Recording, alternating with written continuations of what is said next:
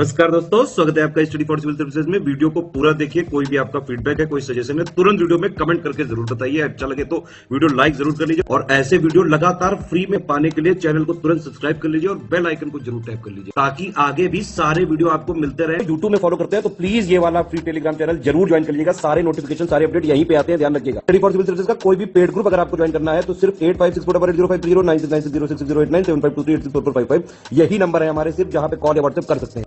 Instagram पे हमारा page जरूर फॉलो कर लीजिएगा, स्टडी फॉर सिविल .सर्विसेज है। ट्विटर पे हमको जरूर फॉलो कर लीजिएगा, @स्टडी फॉर सिविल्स है।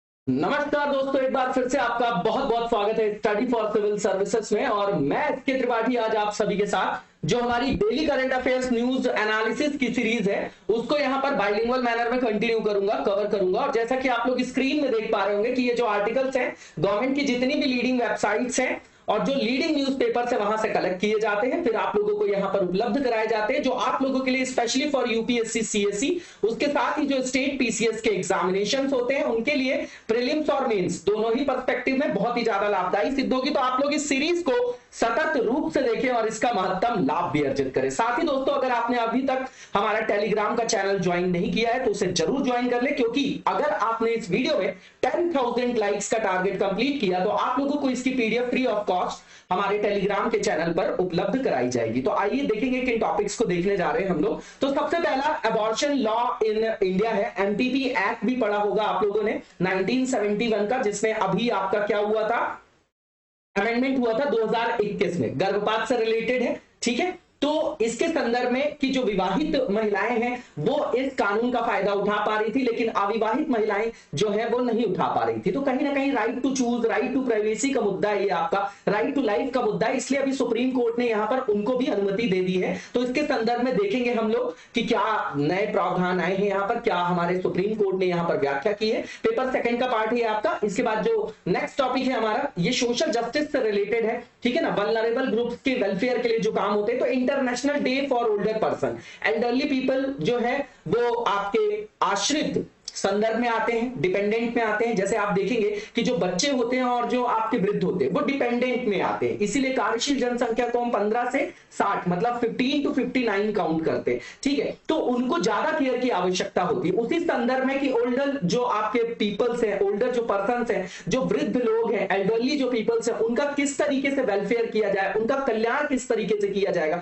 उस संदर्भ में जागरूकता फैलाने के लिए ये डे का जो है यहां पर आयोजन किया जाता है हर साल। इसको देखेंगे, सेकंड पेपर का पार्ट है। इसके बाद ग्लोबल इनोवेशन इंडेक्स 2022, तो इसमें पहली बार इंडिया टॉप 40 में जो है आपका शामिल हुआ है। ठीक है, तो इसको देखेंगे, थर्ड पेपर का पार्ट है। इसके बाद रुपी डेप्रिसिएशन, लगातार डॉलर के मुकाबले जो रुपए की वैल्यू है वो कम होती जा रही। सीधी बात है, जिस चीज की उपलब्धता कम होगी वो महंगी होगी, है ना, ये कंसेप्ट यहां पर लगाइए। तो यहां पर डॉलर का इनफ्लो कम हो गया हमारे यहां, तो अब फॉरेक्स से जो हमारा फॉरेक्स रिजर्व है वहां से हमारा जो आरबीआई है वो उसको निकाल के कहां रख रहा है, कहां डाल रहा है, मार्केट में जो है उसका फ्लो बढ़ा रहा है, ताकि जो रुपये का डिप्रिसिएशन हो वो कम हो। लेकिन सिर्फ इतने से ही काम नहीं चलेगा, यहां पर मल्टी प्रोन्ड स्कीम को फॉलो करने की आवश्यकता है आरबीआई को। कोर पार्ट है इकोनॉमी का, इसको देखेंगे, थर्ड पेपर का पार्ट है। इसके बाद ग्लोबल मीथेन प्लेज, जैसे ग्लोबल वार्मिंग से रिलेटेड इनिशिएटिव्स है, उन्हीं के अंदर ये भी एक इनिशिएटिव है। मीथेन भी आपका ग्रीन हाउस गैसेस के अंतर्गत आता है, तो क्लाइमेट चेंज से रिलेटेड है, थर्ड पेपर में रख सकते हैं। इसके बाद expected role of civil servant, तो एक अभी महानुभाव जो है आपकी एक महिला सिविल सर्विसेज में है, मतलब महिला है, एक सिविल सर्वेंट है, उन्होंने एक बहुत भद्दा कमेंट किया है। ठीक है, तो उसी के संदर्भ में ये आर्टिकल आया है और ये बिल्कुल सही बात है कि ये जो सेवा है इसका नाम क्या है, सेवा है ना, समाज सेवा। सिविल सर्वेंट, हम नौकर बनने जा रहे हैं, लेकिन हमारी जो अपनी एक एटीट्यूड डेवलप हो गया है कि हम राजा बनने जा रहे हैं, लोगों पर जो है हम शासन करने जा रहे हैं, ये कॉन्ट्राडिक्शन है। इसको मैं बोलता हूं कॉन्फ्लिक्ट ऑफ इंटरेस्ट। जिस उद्देश्य से आप जा रहे हैं उस उद्देश्य का ही भटकाव हो गया, तो वही तो गोल डिस्प्लेसमेंट है। उस संदर्भ में आपका पेपर 2 का कोर पार्ट है। पेपर 4 में भी ये क्वेश्चन रखा जा सकता है, केस स्टडी भी पूछी जा सकती है आप लोगों से इस संदर्भ में, तो इसको देखेंगे। पहले टॉपिक को हम डिटेल में देखते हैं। तो अभी हिस्टोरिक जजमेंट आया हमारी माननीय सुप्रीम कोर्ट का, उन्होंने बोला कि जो भी अनमैरिड और सिंगल वुमेन है और वो अगर प्रेग्नेंट हो जाती है और अगर उनकी इच्छा है कि अगर वो अबॉर्शन कराना चाहती हैं, तो अगर 20 से 24 हफ्ते के बीच की उनकी जो गर्भधारण का जो आपका एक काल बताया जा रहा है, 20 से 24 वीक्स के बीच का अगर वो ड्यूरेशन हो तो वो सेफ और लीगल अबॉर्शन करा पाएंगी, वो उनका राइट है ना, जैसे कि मैरिड वुमेन्स करा पाती हैं। अब इसके बारे में हम हिस्टोरिकल पर्सपेक्टिव देख लेते हैं। तो सबसे पहले 1971 में अबॉर्शन को क्रिमिनलाइज किया गया, आईपीसी जो आपका 1860 है उसका जो सेक्शन है 312 के अंतर्गत, ठीक है ना। अब यहां पर जेंडर डिस्क्रिमिनेशन है ना, जहां पर लक्ष्मी सरस्वती जी की पूजा करते हैं हम, और जेंडर डिस्क्रिमिनेशन में महिलाएं जो बेचारी जन्म देती हैं एक लड़की को, तो उसको भी जो है मार दिया जाता है, अबॉर्ट करा दिया जाता है ना। पता नहीं क्या दिमाग में है कि लड़के वंश चलाते हैं। हर जगह जो आप देखिए तो परफॉर्मेंस लड़कियों की सबसे ज्यादा अच्छी है, चाहे क्रिकेट में देखिए, हॉकी में देखिए, आप सिविल सर्विसेज में देखिए, मतलब एम्स में आप देखिए, है ना, जो ऑल इंडिया मेडिकल साइंस का एंट्रेंस एग्जाम है ना, हर जगह जो है बढ़ चढ़ के जो है वो अपने आप को साबित कर रही है ना। तो रेग्रेसिव थॉट है, इससे निकलने की जरूरत है हमें, ठीक है। तो ये जो गर्भपात का विषय था इसको क्रिमिनलाइज किया गया 1971 में। अब यहां पर ये बताया गया कि ये जो है एक दंडनीय अपराध है। केवल एक्सेप्शन ये है कि जहां पर महिला की जान को खतरा होता है वहां पर अबॉर्शन किए जाने की अनुमति दी गई थी, ठीक है। अब लगातार देखा गया कि हमारे यहाँ जो है अलार्मिंग सिचुएशन क्रिएट हो गई कि बहुत ज्यादा अबॉर्शन वगैरह किए जा रहे थे, तो करवाए जा रहे थे। तो ministry of health and family welfare ने यहाँ पर जो है इनिशिएटिव्स कई सारे लिए उसको रोकने के लिए। अब ये जो गर्भपात कानून बनाया गया इसके संदर्भ में एक कमेटी बनाई गई थी, इस कमेटी का नाम याद रखिएगा, 1964 में शांतिलाल शाह जी की अध्यक्षता में, उनके नेतृत्व में एक समिति का गठन किया गया, और उन्हीं की जो रिकमेंडेशन आई उन्हीं के संदर्भ में एमपीपी एक्ट आया, जिसको medical termination of pregnancy act 1971 बोला गया। इसी को अमेंडमेंट किया गया 2021 में। अब यहां पर रिप्रोडक्टिव राइट्स की बात करते हैं तो सीधी बात है कि right to access education and information, है ना, कॉन्ट्रासेप्शन के बारे में, गर्भ निरोध के बारे में, यौन स्वास्थ्य के बारे में उनकी शिक्षा, उनको जो जानकारी प्राप्त करने का अधिकार है वो महिलाओं को भी है, ठीक है। राइट टू चूज भी है, उनका भी अधिकार है, उनका शरीर है, वो निर्णय ले सकती है ना, कि उनको क्या करना है ना, वही यहां पर बताया जा रहा है। फिर वो किस तरीके के कॉन्ट्रासेप्टिव्स को यूज करना चाह रही है, ये भी उनका जो है वो फंडामेंटल राइट्स है।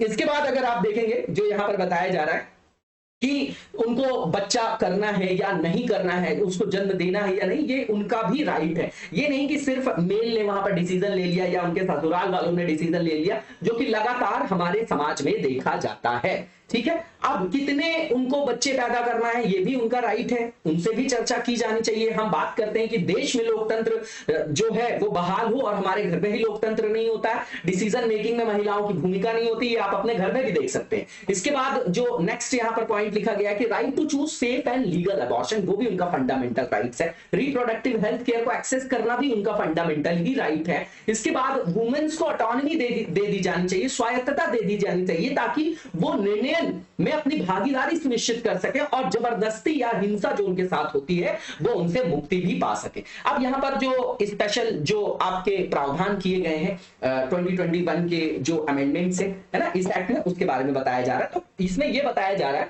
कि पहले जो यहां पर टर्मिनेशन था या गर्भपात जो सुविधा दी जा रही थी या अधिकार दिया जा रहा था, है ना, प्रेगनेंसी को अगर अबॉर्ट कराना चाह रही कोई महिला तो वो सिर्फ मैरिड वुमेन का था, है ना। अब वो कब होता है, जब मान लीजिए कॉन्ट्रासेप्टिव फेल हो जाता है या अनचाहा गर्भधारण हो जाता है वहां पर, ठीक है। तो यहां पर क्या किया गया, अनमैरिड वुमेन या सिंगल जो आपकी मदर है या सिंगल वुमेन है आपकी, है ना, उनको यहां पर क्या बोला गया कि उनको भी राइट है। अब 20 सप्ताह तक अगर उनका गर्भ धारण का जो दौरान है, जो काल है, तो उस दौरान जो है वो जाके अबॉर्ट वगैरह करा सकती हैं। इसके बाद जो विशेष श्रेणी की जो आपकी महिलाएं हैं उनको 20 से 24 वीक्स के बीच में भी अबॉर्ट कराने का जो है अधिकार दिया गया, जो रेप की विक्टिम्स हो, है ना, जिनके साथ जबरदस्ती हुई, किसी तरीके की हिंसा हुई हो, है ना, या डिफरेंटली एबल्ड वुमेन हो, या बहुत ज्यादा जो है आपकी वहां पर विसंगति देखी जाए, है ना, बच्चे के संदर्भ में, मां के संदर्भ में, उनके स्वास्थ्य पर बहुत ज्यादा ऋणात्मक प्रभाव पड़ रहा है, उनके जान को खतरा है, तो स्पेशल केसेस में भी उनको रिलीफ थोड़ा सा दिया गया, है ना, ड्यूरेशन में। इसके बाद यहां पर यह बताया गया कि अगर 20 वीक्स का जो जेस्टेशन आपका पीरियड है ना, गर्भधारण का 20 सप्ताह का जो काल है, तो उसमें एक डॉक्टर की सलाह से काम चल जाएगा। लेकिन 20 से 24 सप्ताह का अगर गर्भ है तो अगर उसको अबॉर्ट करना है ना, तो फिर 2 डॉक्टर्स की राय लेना आवश्यक हो जाएगा वहां पर। अपर जो जेस्टेशन लिमिट है वो अप्लाई नहीं होती है। सब्सटैंशियल जो आपके स्पेशल केसेस होते हैं, जैसे जहां पर जो आपके फुटिल है ना, तो उसके मामले में जो भ्रूण है उसमें बहुत ज्यादा एबनॉर्मेलिटीज अगर डायग्नोज हो जाए मेडिकल बोर्ड के द्वारा। इसके बाद यहाँ पर जो डिटेल्स होती है वुमेन्स की वो भी नहीं बताई जाती किसी दूसरे व्यक्ति को, क्योंकि राइट टू प्राइवेसी का आपका मुद्दा है, जब तक कि किसी कानून या विधि प्रवर्तन एजेंसी को बहुत ज्यादा आवश्यक संदर्भ में वो जानकारी जो है एक्सेस ना करना हो। ठीक है, इसके बाद जो नेक्स्ट यहां पर पॉइंट बताया जा रहा है कि गर्भ निरोधक की जो विफलता है उसका आधार जो है केवल महिलाओं को नहीं माना जाएगा, उनके साथी पर भी माना जाएगा। अगर यहां पर हमारे समाज में ये होता है कि अगर बच्चा नहीं हो रहा है तो सारी जो चीजें हैं महिला के ऊपर डाल देते हैं, क्योंकि पुरुष प्रभुत्ववादी मानसिकता है। तो वहां पर क्या होता है, लगता है कि भाई हमारे ऊपर कैसे क्वेश्चन मार्क लग सकता है, महिला के कारण ही ऐसा होता है ना। तो उसका टेस्ट वगैरह कराना चाहिए, और उसमें किसी का दोष नहीं है, ये तो भगवान की देन है ना।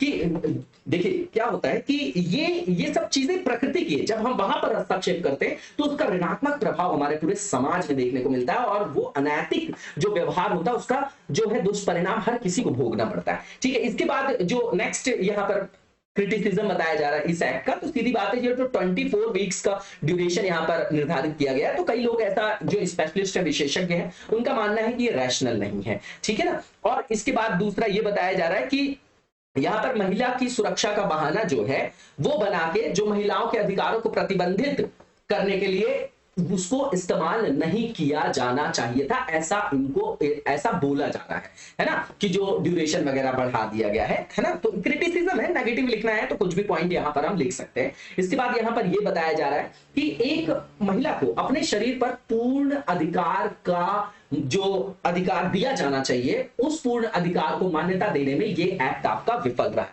कंक्लूजन क्या है, सीधी सी बात है कि जो राइट्स ऑफ रिप्रोडक्टिव है, मतलब जो रिप्रोडक्टिव हेल्थ का राइट है वुमेन्स का, वहां पर उनको ऑटोनॉमी, उनकी डिग्निटी का ख्याल रखना चाहिए, राइट टू प्राइवेसी इंश्योर करना चाहिए, राइट टू लाइफ के अंतर्गत आता है। तो ये फंडामेंटल राइट से इसको इंश्योर करने की जरूरत है, और यहाँ पर अनमैरिड वुमेन हो या आपकी मैरिड वुमेन हो, सभी को इस तरीके के अधिकार दिए जाने चाहिए। और यही सुप्रीम कोर्ट ने बोला है कि यहाँ पर कोई कृत्रिम जो है विभेदीकरण नहीं किया जा सकता, आर्टिफिशियल डिस्टिंक्शन नहीं किया जा सकता कि भैया मैरिड और अनमैरिड जो वुमेन है उनकी प्रेगनेंसी में जो है वहां पर आप सामाजिक कलंक को थोप दे, क्योंकि वो है तो महिला ही ना।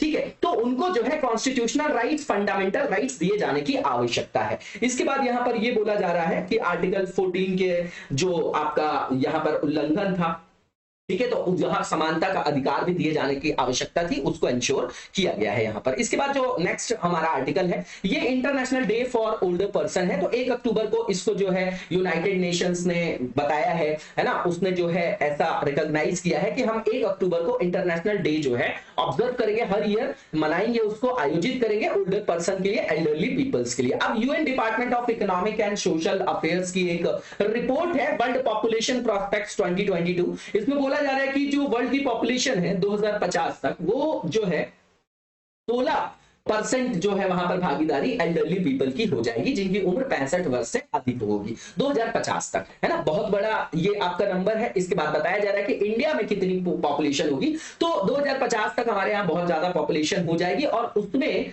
जो बहुत बड़ा प्रतिशत होगा वो एल्डरली पीपल का भी होगा, है ना। यहाँ पर बताया जा रहा है कि जो एक्सपेक्टेड है डेटा कि 12% जो पॉपुलेशन है एल्डरली पीपल की 2030 तक बढ़ जाएगी, हमारी जनसंख्या का 19% पॉपुलेशन बढ़ जाएगी 2050 तक। तो बिल्कुल सिंपल सा है कि अभी हम डेमोग्राफिक डिविडेंड की बात कर रहे हैं कि युवा वर्ग की जो भागीदारी है ज्यादा है, तो जो यही युवा है वही तो बुजुर्ग भी होंगे, नॉर्मल सा डेटा। इसके बाद यहां पर ये बताया जा रहा है कि जो ओल्ड एज पॉपुलेशन है उसमें फेमिनाइजेशन जो है लगातार बढ़ता जा रहा है। ठीक है, इसके बाद चैलेंजेस क्या फेस करते हैं एल्डरली पीपल, तो सबसे पहली चीज एलियनेशन, है ना। जब यहां पर जो हमारी भौतिकवादी मानसिकता है, जो न्यूक्लियर फैमिली को हम प्रमोट कर रहे हैं, तो उससे क्या होता है कि हम सोचते हैं कि अब इनका यूज नहीं है माता पिता का, तो उनको हम अकेला छोड़ देते हैं, है ना, जबकि जिंदगी भर वही करते हैं हमारे लिए और हम ही उनको शादी के बाद अकेला छोड़ देते हैं। तो सोचिए कितना बड़ा कॉन्ट्राडिक्शन है कि हम उनके ही नहीं हुए तो हम किसके होंगे, सिविल सर्वेंट भी बन जाएंगे तो क्या सरकार के होंगे, बिल्कुल नहीं होंगे। तो एजिज्म सबसे पहली चीज हम ये मान लेते हैं, डिस्क्रिमिनेशन करते हैं, पूर्वाग्रह हमारे दिमाग में कि जो लोग वृद्ध हो जाते हैं उनकी प्रोडक्टिविटी कम हो जाती है, बिल्कुल भी ऐसा नहीं है। दूसरी चीज ये कि फैमिली का स्ट्रक्चर चेंज हो रहा है ना, सामाजिक परिवेश में लगातार परिवर्तन है। 1990 के बाद आप देखेंगे जब से एलपीजी लागू हुआ है तो लोग रोजगार की तलाश में बाहर जाते हैं, तो हस्बैंड वाइफ दोनों जॉब कर रहे हैं, वो सोचते हैं न्यूक्लियर फैमिली, कम से कम लड़कियों की मांग होती है आजकल शादी में कि भैया मैं जो है वो परिवार के साथ नहीं रहूंगी। उनके माँ बाप भी ढूंढते हैं कि बहुत बड़ा परिवार ना हो, लड़की को काम करना पड़ेगा। पहले ही आपकी थिंकिंग ऐसी है तो आगे जाके वो क्या करेगी अपने बच्चों के लिए, है ना। यहां पर थोड़ा सा न्यूट्रल होकर सोचिएगा, कोई भी अगर महिला भी है आप, तो इसको ऐसा मत सोचिएगा कि मैं यहां पर नेगेटिव कमेंट कर रहा हूं। यहां पर आप मार्क्स से कंक्लूजन ड्रॉ करते हैं, आप अपने घर में भी देखिए, ठीक है, आपको सारी चीजें समझ में आ जाएंगी। इसके बाद जो नेक्स्ट पॉइंट है, चैलेंजेस ऑफ ओल्डेस्ट 80+ वालों को बहुत ज्यादा समस्या का समाधान मतलब सामना करना पड़ता है। उसका कारण ये है कि वृद्धावस्था में जो शारीरिक हमारी क्षमता होती है वो कम हो जाती है, शारीरिक अक्षमता का हमको सामना करना पड़ता है, तो उनको ज्यादा देखभाल की जरूरत होती है। जबकि हम उनको ओल्ड एज होम में छोड़ आते हैं, लोग तो रोड में छोड़ आ रहे हैं अपने बुजुर्ग माता पिता को, रोज न्यूज पढ़ते हैं आप लोग, तो उनको और ध्यान देने की आवश्यकता होती है, वो और ज्यादा वल्नरेबल है और उनको केयर मिलती नहीं है, तो उनका मोह भंग हो जाता है कि जीवन भर मैंने जिस चीज के लिए संघर्ष किया, जिस बच्चे के लिए किया, उस बच्चे ने ही मुझे छोड़ दिया। ठीक है, इसके बाद जो नेक्स्ट यहां पर पॉइंट है, चैलेंजेस ऑफ एल्डरली वुमेन। अब वुमेन तो पहले से वल्नरेबल और ऊपर से वो वृद्ध हो गई तो और भी ज्यादा, है ना। तो जेंडर बेस्ड जो डिस्क्रिमिनेशन है वो तो हमारे यहाँ बहुत बड़ा मुद्दा है ही। तो जैसे ही जेंडर बेस्ड डिस्क्रिमिनेशन जो है अपने पीक पे पहुंच जाता है जब वो एल्डरली हो जाती है, जब वो वृद्ध हो जाती है महिलाएं। ठीक है, इसके बाद यहाँ पर हमारे यहाँ जो पेंशन है, इकोनॉमिक सिक्योरिटी है, वो भी बहुत कम मात्रा में उपलब्ध है बुजुर्गों के लिए। इमोशनल चैलेंजेस भी है क्योंकि इमोशनल हर्ट होते हैं वो लोग, है ना, जो विडो है आपकी महिलाएं, है ना, और जो आपके सिंगल जो आपके मतलब मेल भी है जो आपके बहुत ज्यादा वृद्ध हो जाते हैं और उनको इमोशनल बहुत ज्यादा हर्ट होता है। और इमोशनल एक बार आदमी टूट जाता है ना, इमोशनली मतलब दिमागी रूप से जब आदमी टूट जाता है तो फिर वो आगे नहीं बढ़ पाता। ठीक है, इसके बाद यहाँ पर नेक्स्ट जो पॉइंट लिखा गया है, जैसे टेक्नोलॉजी है, तो नई टेक्नोलॉजी को अडेप्ट करने में उनको प्रॉब्लम तो होती है। जैसे हम ही लोगों को कोई नया आर्टिकल आ गया तो लगता है अरे यार कितना टफ है, क्यों पढ़ना पड़ रहा है, क्यों भगवान मुझसे ऐसा बदला ले, ऐसी ऐसी फीलिंग आती है ना। वैसे ही उनके साथ है, हमको लगता है कि ये कुछ समझते नहीं है कि रात को पब जाना चाहिए, रात को घूमना चाहिए, ऐसे कपड़े क्यों पहनना चाहिए। आप सोचिए कि जनरेशन का गैप है, उनके टाइम पे कितने सिस्टमेटिक वे में वो लोग चले कि उन्होंने हमें संस्कार दिया और हमें यहां तक पहुंचाया, और हम उनके साथ सामंजस्य बिठाना नहीं चाहते। उसी तरीके से वो टेक्नोलॉजी से थोड़ा सा परहेज करते हैं अगर, तो वो एलिनेटेड फील करते हैं, है ना, क्योंकि उनके अंदर एडेप्टेशन कम होता है।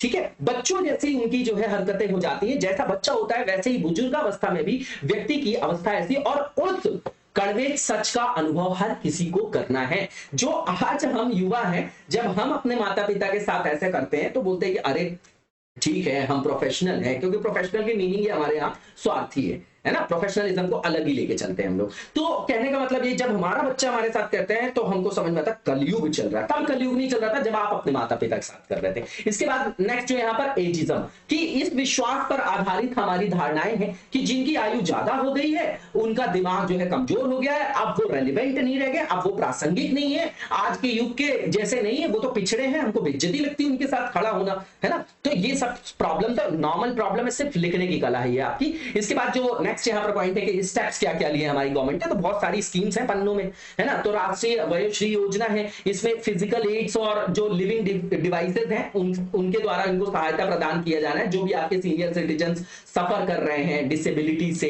है ना, और वो किस कैटेगरी से होने चाहिए, बीपीएल कैटेगरी से। ठीक, सेक जो है आपका senior care ageing growth engine initiative, तो ये वन स्टॉप एक्सेस है एल्डरली केयर प्रोडक्ट्स के लिए और सर्विसेज के लिए, ये बहुत अच्छा स्टार्टअप है। इसके बाद सीनियर सिटीजन वेलफेयर फंड भी बनाया गया है, उनके वेलफेयर के संदर्भ में जो भी योजनाएं होंगी तो इस फंड का यूज करके उनके लिए कल्याण वगैरह किया जाएगा। इसके बाद जो नेक्स्ट यहाँ पर पॉइंट है कि वे फॉरवर्ड क्या है, तो सबसे पहली चीज तो ये कि हमको प्रोडक्टिव एजिंग का कॉन्सेप्ट रेडी करना चाहिए, एटीट्यूड वैसा डेवलप करने की आवश्यकता है कि जो बुजुर्ग हैं उनके अनुभवों को हम सीख सकते हैं। और लिटरली मेरे जीवन का जो अनुभव है वो ये है कि जो ज्ञान है वो किताबों का तो अलग है, एम्पेरिकल मेथड आप ऑप्शनल में पढ़ेंगे भी तो पढ़ते भी होंगे कि जो अनुभवात्मक ज्ञान होता है ना वही काम आता है आपके, है ना। रटने वाली चीजें जो है वो निकल जाती हैं कभी। प्रीलिम्स है, हमको फैक्ट रटने हैं, 1 महीना पर्याप्त होता है सारे फैक्ट्स को रिवाइज करने के लिए अगर हम सिस्टमैटिक चल रहे हैं तो। ठीक है, तो यहां पर ये बोला जा रहा है कि सेवानिवृत्ति की जो आयु है थोड़ा बढ़ा देना चाहिए। ठीक है, उसके बाद जैसे आप लोग सोचते हैं कि हमारे यहाँ जुडिशरी के सिस्टम में हमारे जजेस की कमी है। तो जो बोला जाता है ना कि जो रिटायर्ड जजेस हैं उनको भी एडहॉक जजेस के रूप में आप नियुक्ति देके उनसे फायदा ले सकते हैं अगर हमारे यहाँ वर्क फोर्स में कमी तो। और जैसे आपका चाइल्ड केयर हो गया या केयर वाली जो चीजें हैं उनमें इनको जो है इंडल्ज कर सकते हैं। तो किसी जो आपकी प्रोडक्टिव आपके जो भी एक्टिविटीज है वहां इनको इंडल्ज कराएंगे तो कहीं ना कहीं वो एलिनेशन फील नहीं करेंगे। इसके बाद जो नेक्स्ट यहाँ पर बोला जा रहा है कि सुटेबल कैरियर ढूंढने के लिए इनको कई सारी अपॉर्चुनिटीज प्रदान करने की आवश्यकता है। और जो यंगर पॉपुलेशन है उनके अंदर अवेयरनेस लाने की जरूरत है कि तुम भी बुजुर्ग हो जाओगे भाई साहब, तुम भी बुढ़ा जाओगे, तुमको भी बुढ़ापा आएगा, तो तुम पहले से ऐसा मत करो कि जो है अपने बुजुर्गों के साथ इस तरीके का व्यवहार करो और तुम भी ओल्ड एज प्लानिंग वगैरह करो। ठीक है। इसके बाद जो मल्टी जनरेशनल और इंटर जनरेशनल बॉन्डिंग है उसको प्रमोट करने की जरूरत है जो इतनी देर से चर्चा कर रहे हैं हम लोग। इसके बाद जो maintenance of senior citizens act है 1995 का, आप नेशनल सोशल असिस्टेंस प्रोग्राम देखेंगे उसके अंतर्गत ये सब प्रावधान है। तो उनको जो है कंपलसरी बनाना चाहिए सारे के सारे एल्डरली पीपल्स के लिए, है ना। इस तरीके से उस प्रावधान को कंपलसरी बनाना चाहिए कि जो भी उनके बच्चे हैं अगर उनको संपत्ति भेजता चाहिए तो उनको केयर करनी पड़ेगी। लेकिन इस लालच से भी कई लोग केयर करते हैं। अरे भैया मानवता कहां गई, अपने ही आपको डॉगी को घुमाने का टाइम है ना, डॉगी को, और आजकल तो बिल्ली बिल्ली भी पालने का शौक आ गया है। तो कहने का मतलब उनको घुमाने का टाइम है लेकिन हम बुजुर्गों के साथ घूम नहीं सकते, हमारा टाइम पास नहीं होता, वो हमारी तरीके से बात नहीं करते। ठीक है। इसके बाद जो नेक्स्ट यहाँ पर पॉइंट है कि इनसे जो सीनियर सिटीजन है उनके अनुकूल जो है टैक्स स्ट्रक्चर बनाने की आवश्यकता है। सिल्वर इकोनॉमी को जो है प्रमोट करने की आवश्यकता है जिसमें ओल्ड एज की नीड्स से रिलेटेड फाइनेंशियल प्रोडक्ट्स को डेवलप वगैरह किया जाता है। जो हेल्थ केयर की जो फैसिलिटी है ओल्ड एज पीपल्स की, उनको जो है सार्वभौमिकरण उनका किया जाना जो है यहाँ पर नितांत आवश्यक है। इसके बाद जो हेल्थ इंश्योरेंस स्कीम वगैरह होती है जो उसका कवरेज है उसमें अपर एज लिमिट को बढ़ाने की जरूरत है और उसमें एल्डरली पीपल्स को जो है कवर करने की आवश्यकता है। इसके बाद जो है ग्रेटर अटेंशन की भी जो जरूरत है, जैसे कम्युनिकेबल डिसीज, अब इनकी इम्यूनिटी बेचारों की कम हो जाती है तो वो ज्यादा वल्नरेबल हो जाते हैं तो इनको ज्यादा केयर की आवश्यकता होती है। ठीक है ना। तो जो कम्युनिकेबल डिसीज वगैरह से भी बचाने के प्रावधान इनको किए जाने चाहिए। इसके बाद रिसर्च और डेवलपमेंट और इस क्षेत्र में इन्वेस्टमेंट को बढ़ाने की जरूरत है। जेरियाट्रिक जो केयर है, स्पेशलाइज्ड जो प्रोफेशनल्स, इन सब जगह जो है हमको काम करने की आवश्यकता है। विडोज को पेंशन की व्यवस्था की जाए और ये 100-200 रुपए की पेंशन से काम नहीं चलेगा। पहली चीज तो ये है कि यहाँ जो आप चॉकलेट बांटते हैं वो भी 1 रुपए वाली, ठीक है ना, तो अब वहां कैडबरी सिल्क तो नहीं बांटेंगे वो लोग। तो कहने का मतलब ये है कि जो ये पॉपुलिस्ट अप्रोच है उसको छोड़ के ओरिजिनल काम करना चालू करिए। देश की स्थिति सही में खराब है ना। अब यहाँ पर जो है विधवाओं के लिए पेंशन बढ़ाना, सरकारी योजनाओं की पहुंच उन तक सुनिश्चित करना, ये सब आवश्यकता है। इसके लिए बुजुर्गों के लिए जो भी डेवलप कर रहे हैं प्रोडक्ट्स या उपकरण, तो ऐसे स्टार्टअप्स को भी बढ़ावा देने की आवश्यकता है ना। इसके बाद जो नेक्स्ट टॉपिक है हमारा ग्लोबल इनोवेशन इंडेक्स 2022। नेक्स्ट जो हमारा आर्टिकल है बिल्कुल कंटेक्चुअल है, ग्लोबल इनोवेशन इंडेक्स 2022। इसमें पहली बार हमारा जो भारत है वो टॉप 50 में शामिल हुआ है, इसलिए ये आर्टिकल यहाँ पर रखा गया है। बिल्कुल सिंपल सा टॉपिक है, इसको समझिएगा कि यहाँ पर जो लिखा गया है कि इंडिया की रैंकिंग पहली बार 40th आई है 132 कंट्रीज के संदर्भ में। तो इसको कौन रिलीज करता है पहले हमको जानने की जरूरत है। तो वीपो करता है, world intellectual property organisation, UN की स्पेशलाइज्ड एजेंसी है ये आपकी। ग्लोबल इनोवेशन इंडेक्स 2022 की रिपोर्ट का जो रिपोर्ट है ये आपकी वो 15th एडिशन है। इस तरीके का जो आपका इंडेक्स निकाला जाता है। इसमें भारत की जो रैंकिंग है वो आपकी कितनी है, 40 नंबर पे आ गई है, टॉप 40 में है हम यहाँ पर। तो भारत की जो रैंकिंग 2021 में थी 46 थी और 81st थी 2015 में। स्विट्जरलैंड ने लगातार 12th बार जो है यहां पर फर्स्ट रैंक प्राप्त की है इनोवेटिव जो ये आपका इनोवेशन का इंडेक्स है। इसके बाद यूएसए आपका सेकंड नंबर पे, थर्ड पे स्वीडन है, उसके बाद यूके है, उसके बाद आपका नीदरलैंड है, 11वें स्थान पे चाइना है ना। और टर्की और इंडिया जो है आपका उसने टॉप 40 में पहली बार एंट्री ली है। परफॉर्मेंस ऑफ इंडिया की बात करें तो लोअर मिडिल इनकम ग्रुप में हमको जो है इनोवेशन लीडर की जो है यहां पर क्या मिली है, भूमिका मिली है, या इस तरीके से हमको नवाजा गया है। इसके बाद यहां पर किन किन क्षेत्रों के कारण मिला है, तो आईसीटी सर्विसेज के जो हम एक्सपोर्ट्स करते हैं। इसके बाद जो हमारी टॉप रैंकिंग है और भी इंडिकेटर्स में, जैसे वेंचर कैपिटल में है ना, वेंचर कैपिटल, रेसिप वैल्यू, फाइनेंस और स्टार्टअप्स में, स्केल अप्स में, ग्रेजुएट्स की जो आप हमारे यहाँ नंबर है साइंस और इंजीनियरिंग में, लेबर प्रोडक्टिविटी ग्रोथ में और डोमेस्टिक इंडस्ट्री डाइवर्सिफिकेशन में। इतना याद करने की आवश्यकता बिल्कुल नहीं है। इसके बाद जो नेक्स्ट यहाँ पर हमारा आर्टिकल है रूपी डेप्रिसिएशन, लगातार हमने इसको कवर किया, बिल्कुल सिंपल है। इसका मतलब यह है कि देखिए अभी क्या है कि रिकॉर्ड स्तर पर जो है रुपया कमजोर हो गया है, डॉलर के मुकाबले 81 के स्तर तक पहुंच गया है। इसका मतलब ये है कि कहीं ना कहीं डॉलर की उपलब्धता कम हो गई, रुपया ज्यादा हो गया। सीधी बात है, जो चीज कम होती है वो महंगी होती है। हीरा कम मिलता है महंगा होता है, आलू प्याज ज्यादा मिलती है तो वो सस्ती होती है। अब कंपैरेटिव बात कर रहा हूं, ये मत बोलिए कि सब्जी भी महंगी है, महंगाई तो है ही है, ठीक है। अब रुपी डेप्रिसिएशन का मतलब ये है कि रुपी की जो वैल्यू है वो कम हो गई with respect to dollar. Impact क्या होगा? सीधी बात है, अगर रुपी डेप्रिसिएशन होता है तो जो हम इंपोर्ट करते हैं उसके लिए ज्यादा पैसा देना पड़ता है, तो हमारे लिए इंपोर्ट महंगा हो जाता है। लेकिन जो हम एक्सपोर्ट करते हैं उसमें बेनिफिट हो जाता है, क्योंकि जब हमारी रुपी की वैल्यू कम हो जाती है तो जितना $1 में पहले खरीद पा रहे होंगे वो सामान इंडियन, वो ज्यादा खरीद पाएंगे फॉरेन कंट्रीज। तो एक्सपोर्ट जो है वो बेनिफिट हो जाता है एक्सपोर्टर्स को। इसलिए चाइना जो है हमेशा जो है डेप्रिसिएशन भी करता है अपनी करेंसी का, आपने देखा होगा। लेकिन अब हम कैसी कंट्री है, हमारे यहाँ इंपोर्ट ज्यादा होता है, एक्सपोर्ट कम करते, तो हमको जो है इससे फायदा नहीं होता है। इसका एडवर्स इंपैक्ट देखा जाता है ट्रेड बैलेंस अकाउंट में भी और करंट अकाउंट डेफिसिट के रूप में भी देखा जाता है। क्यों? क्योंकि हमारे यहाँ आयात निर्यात की तुलना में बहुत अधिक है, ठीक है। इसके कारण आप देखेंगे तो जो भारत में मुद्रास्फीति की दर है वो भी बहुत ज्यादा बढ़ जाती है। उसका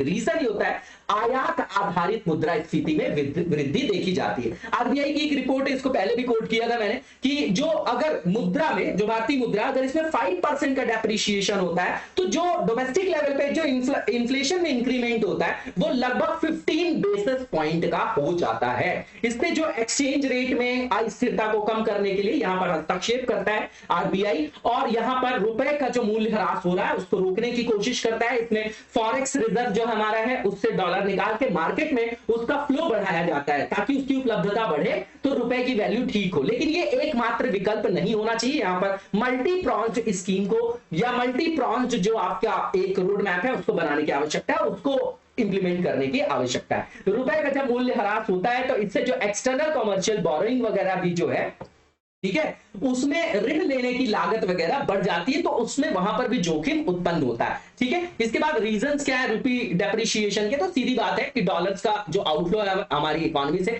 वो बढ़ गया है, तो डॉलर की उपलब्धता कम हो गई। इसके अलावा और भी बहुत सारे इंटरनेशनल फैक्टर्स है, जैसे यूएस फेड बैंक ने लगातार जो इंटरेस्ट रेट जो है बढ़ाया है, रशिया यूक्रेन का वॉर है, ये कोविड भी आया, सप्लाई चेन डिसरप्शन भी है, और क्रूड ऑयल के प्राइसेस भी जो है रिकॉर्ड हाई स्तर तक पहुंच गए। इसके बाद स्टेप्स क्या लिए हैं आरबीआई ने रुपी डेप्रिसिएशन को कम करने के लिए? तो सबसे पहली चीज फॉरेक्स रिजर्व से निकाल के और डॉलर का इनफ्लो बढ़ा रहे हैं, वो सबसे पहली चीज, ताकि जो रुपए का मूल्य ह्रास हो उसको रोका जा सके। इसके बाद यहां पर यह बोला गया कि इस हस्तक्षेप के बाद भी रुपए में जो है भारी गिरावट देखी गई है, और जब ये भारी गिरावट होती तो हमारी अर्थव्यवस्था पर प्रतिकूल प्रभाव पड़ता है। इससे आयात महंगा हो जाता है, उससे जो करंट अकाउंट डेफिसिट है वो बढ़ जाता है, मुद्रास्फीति की दर बढ़ जाती है, और दीर्घकाल में हमारी जो मैक्रो इकोनॉमिक्स है इसमें नेगेटिव इंपैक्ट देखा जाता है। इसके बाद यहां पर यह बोला जा रहा है कि कहीं ना कहीं इन हस्तक्षेपों के कारण पिछले 12 महीनों में विदेशी मुद्रा भंडार में 94 अरब डॉलर की गिरावट हुई। वहीं से निकाल के तो हम इनफ्लो बढ़ा रहे हैं। तो वे फॉरवर्ड क्या कि यहां पर मल्टी प्रॉन्ज अप्रोच को अपनाना चाहिए आरबीआई को। केवल फॉरेक्स रिजर्व से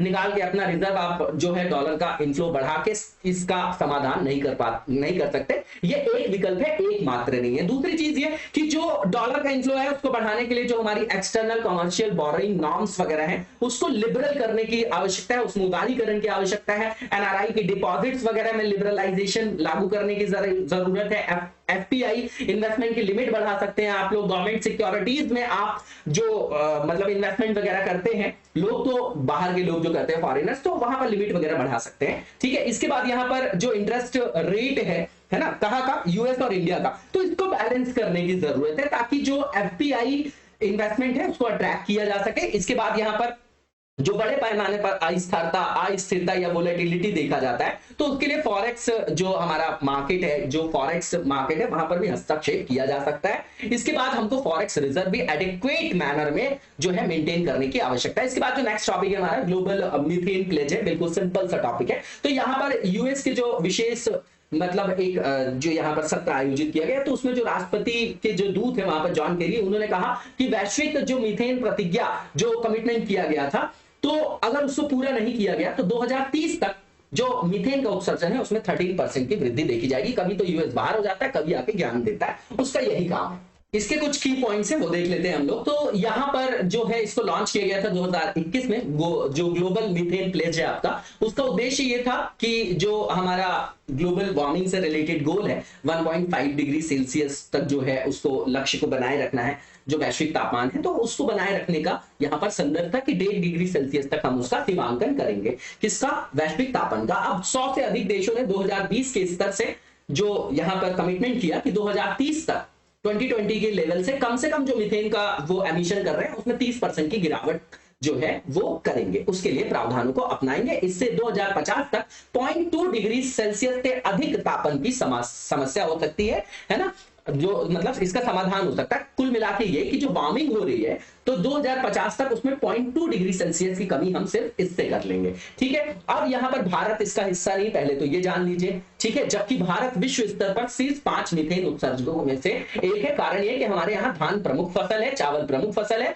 और चावल की खेत एग्रीकल्चर जो रेसिड्यूज होते हैं उनसे बहुत ज्यादा मीथेन का जो है वो एमिशन वगैरह होता है। अधिकांशतः मीथेन का उत्सर्जन कृषि से देखा जाता है। अब यहाँ पर ऐसा क्यों किया गया? तो सीधी बात है, वैश्विक कार्यवाही को उत्प्रेरित करना, लोगों को जागरूक करना, ताकि जो ग्लोबल वार्मिंग की समस्या है उससे छुटकारा पाया जा सके। और इससे जो एनजीओ वगैरह है, सिविल सोसाइटी है जो आपकी, ठीक है, और जो आपके कॉर्पोरेट्स हैं उनकी भी भागीदारी सुनिश्चित करना है ना। और यहाँ पर जो है ये प्रकृति के लिए एक नैतिक आयाम के रूप में जो है सभी को अपनाने की आवश्यकता है, ऐसा बोला जा रहा है। और सबको मिलकर यहाँ पर जो है एक दूसरे को सहयोग करना है, प्रयास करना है ना, ये सब संदर्भ है। मीथेन क्या है? तो शॉर्ट लिव्ड क्लाइमेट पॉल्यूटेंट है, सीधी बात है, प्रदूषक है, जैसे कि हाइड्रोफ्लोरोकार्बन है ना। और ये जो अर्थ की एटमॉस्फेयर है उसमें कई वर्षों तक जो है वो उपलब्ध रहता है ना, कई टाइम तक जो है, बहुत समय तक ये जो है वहां पर बना रहता है, जैसे कि कार्बन डाइऑक्साइड वगैरह है। अब इसकी पोटेंशियल की बात करें कि ये कितना जो है एटमॉस्फेयर को हार्म कर सकता है, तो इसमें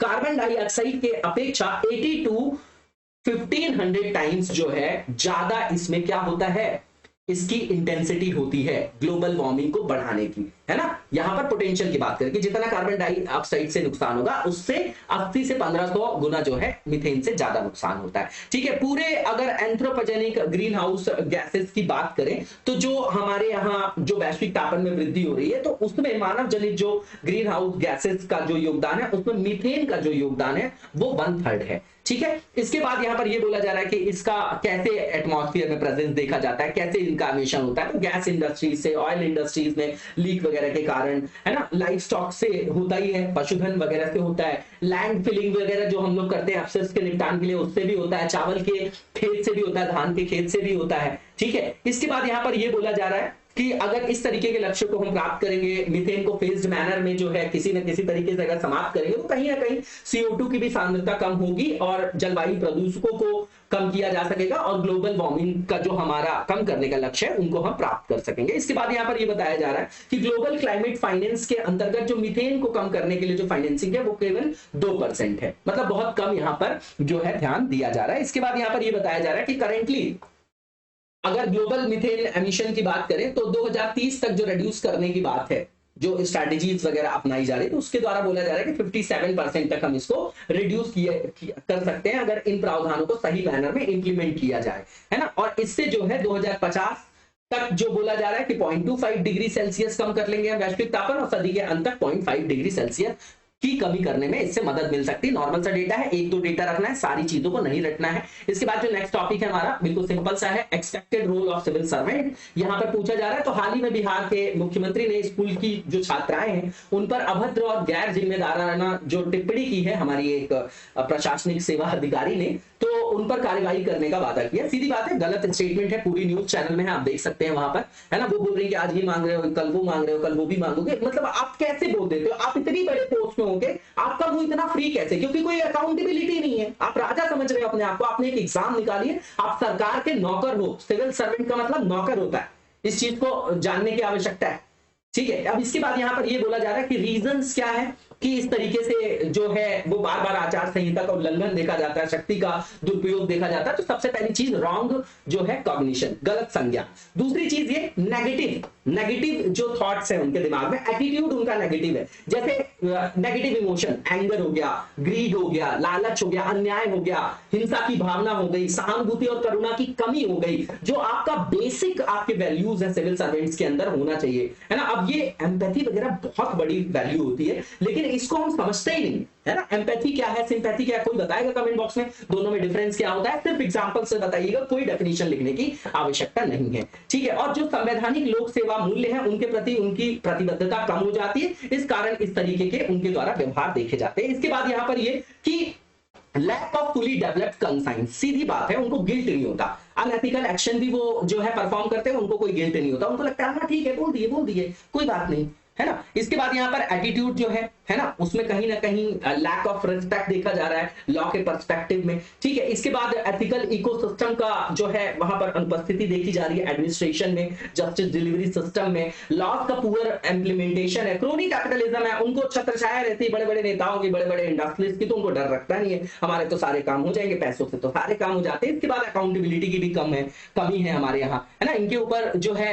ढंग से कार्यवाही नहीं होती, अब सस्पेंड नहीं, इनको टर्मिनेट कर दो बुद्धि ठीक हो जाएगी, है ना, लेकिन इनको जो है वहां पर सुरक्षा दी गई, इनको भी पता है कि हटा नहीं सकते हैं, है ना, ऑल इंडिया सर्विसेज से। इसके बाद जो नेक्स्ट यहाँ पर पॉइंट है, प्रिंसिपल ऑफ प्रोसीजर्स क्या है, जो सिविल सर्वेंट्स को जो है मतलब उनका पालन करना चाहिए, जो भी आपके लोक सेवक है। तो सबसे पहली चीज तो कॉन्स्टिट्यूशनल प्रिंसिपल्स को आप फॉलो करिए, फंडामेंटल राइट्स है, डीपीएसपी है आपका, है ना, और जो आपके मूल कर्तव्य है उनका भी पालन करिए, है ना, और जो आपके सिविल कोड ऑफ कंडक्ट बनाया गया उसको भी फॉलो करिए आप लोग, लेकिन ये सब ये करते हैं।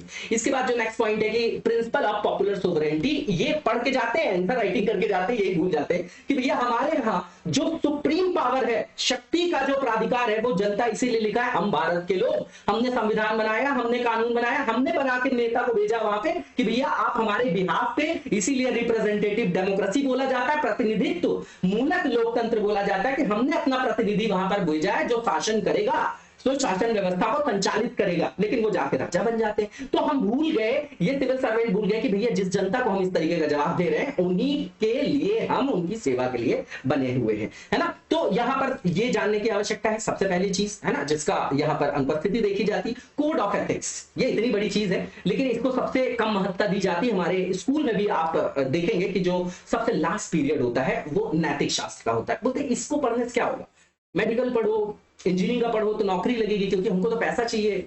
अब पढ़ाई लिखाई से मतलब नहीं, एक बात सही है, जीवन यापन के लिए आपको अर्थ की आवश्यकता है, वो अर्थ है, वो पैसा नहीं।